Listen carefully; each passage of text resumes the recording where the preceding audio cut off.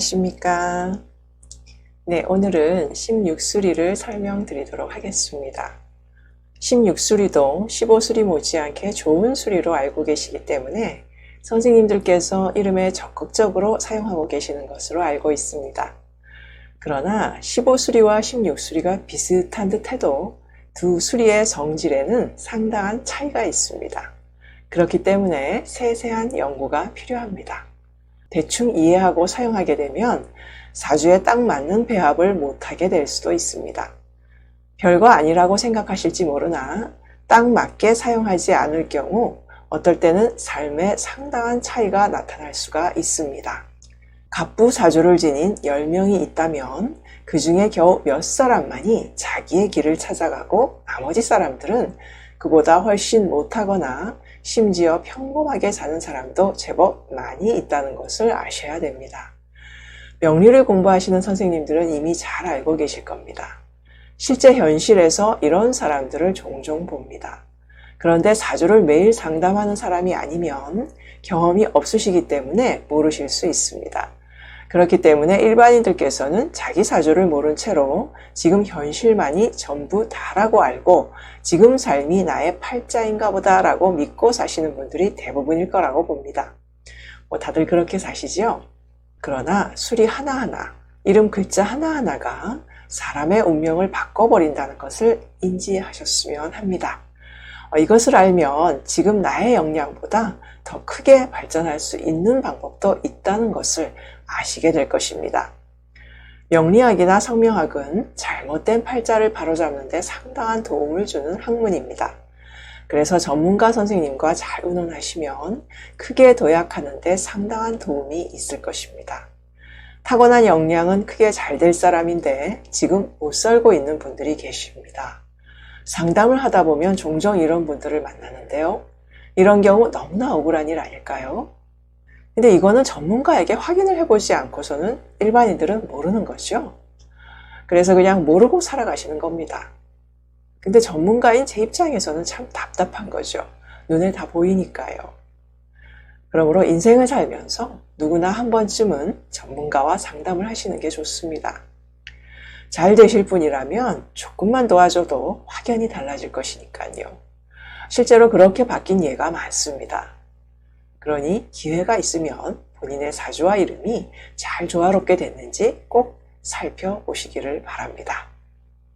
자, 그럼 16수리 기본 성향에 대해서 알아보겠습니다. 16수리 기본 성향입니다.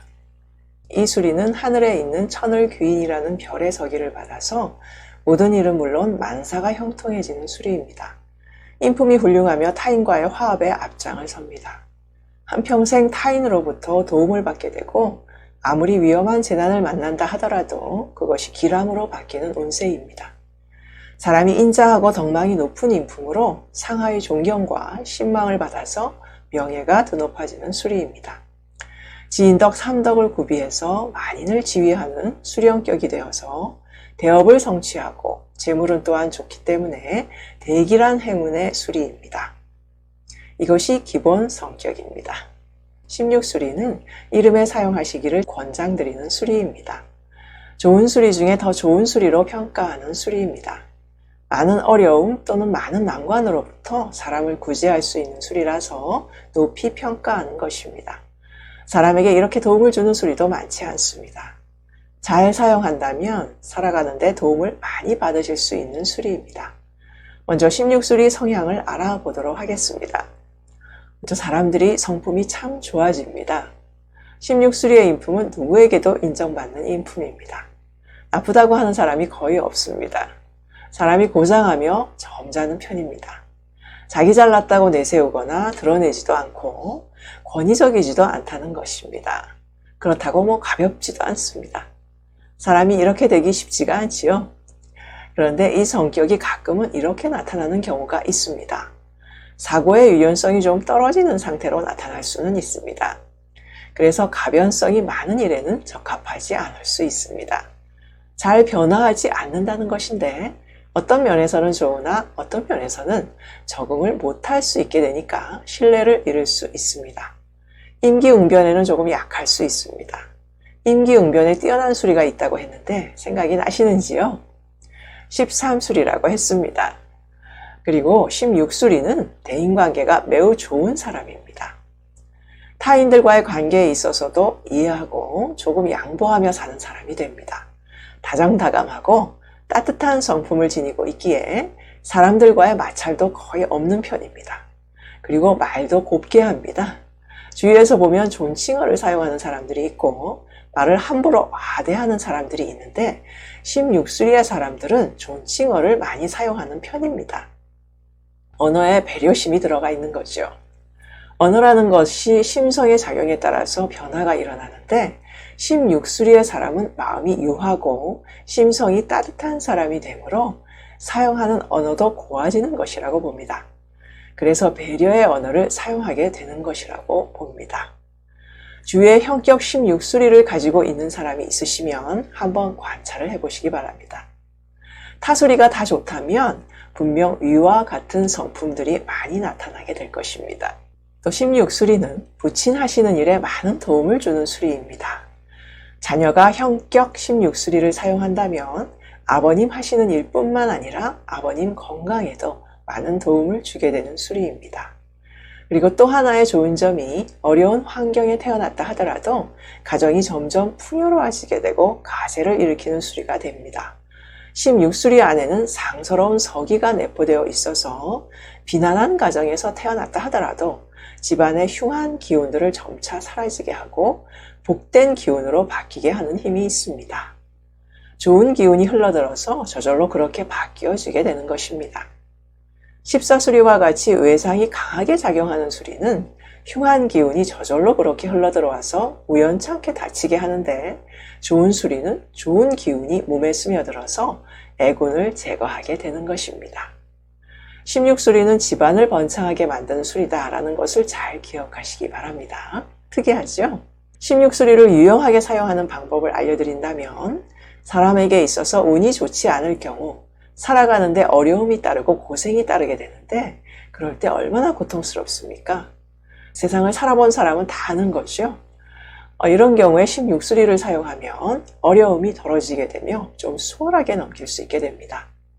같은 사주에 같은 흉한 운을 만났다 하더라도 사람마다 받게 되는 고통의 정도랄까 이런 것이 차이가 나게 되어 있는데 16수리를 사용하면 훨씬 수월하게 넘길 수 있음을 아셨으면 합니다. 그러므로 사주상 운이 약한 사람들, 운이 없어서 고생하는 사람들 있죠? 이런 분들은 16수리로 대처하는 방법도 좋은 아이디어라고 봅니다. 고생하는 운을 만났다고 계속 고생만 해야 될까요? 좀 수월하게 넘길 방법은 없는 걸까요? 여기에 하늘이 고통받는 사람들을 위해서 방편을 열어두었는데 사람들이 잘 모르시고 그 방편을 잘 안 쓰시는 듯 합니다.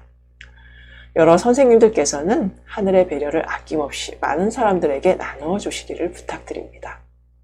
16수리는 고통받는 사람들을 위해서 마련해둔 피난처의 수리다 라고 아시면 될 것 같습니다.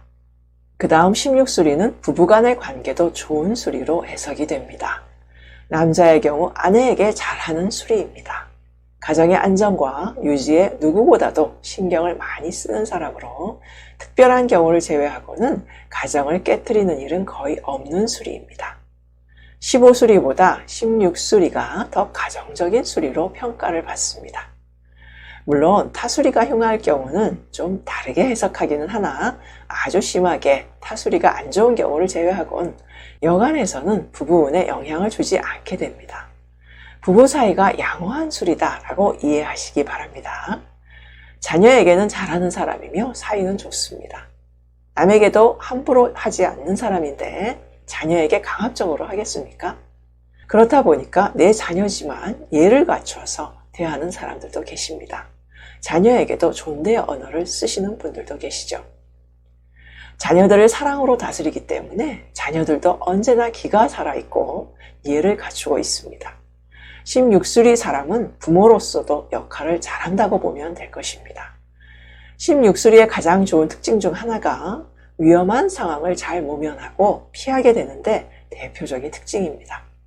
사람이 살다 보면 위험에 노출되는 경우가 몇 번은 발생하는데 그때마다 잘 모면하게 도와주는 대표적인 수리입니다. 이런 좋은 점 때문에 조선의 성명학에서는 대기란 수리로 불리우고 있습니다. 좀 더 구체적인 설명은 전문가반에서 사주에 대한 부분과 함께 말씀을 드리겠습니다. 심육수리는 남자도 좋지만 특히 여자에게 많이 권했던 수리입니다. 내면 성향이 유하고 따뜻해지는 수리로 알려져 있어서 옛날에는 여성에게 특히 권장하는 수리로 알려져 있었습니다.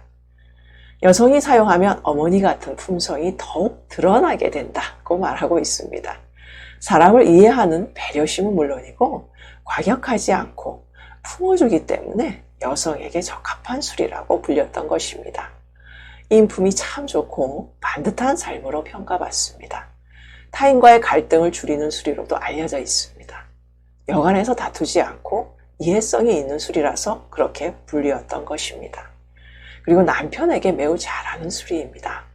남편 하는 일과 건강에 도움이 많다고 알려진 수리입니다. 옛날에 신사임당 수리라고 해서 여성에게 아주 적합한 수리라고 하여 여자에게는 무조건 심육수리를 사용하라고 하시는 분들이 많이 있었습니다. 요즘은 남녀를 동등하게 보는 시대라 심육수리가 절대적으로 좋다고만 할 수는 없습니다. 여자가 집에만 있는다면 심육수리가 좋겠으나 사회에 나가 활동을 한다면 심육수리보다 15수리를 사용하는 것이 사회활동 면에서는 도움이 될 수 있습니다.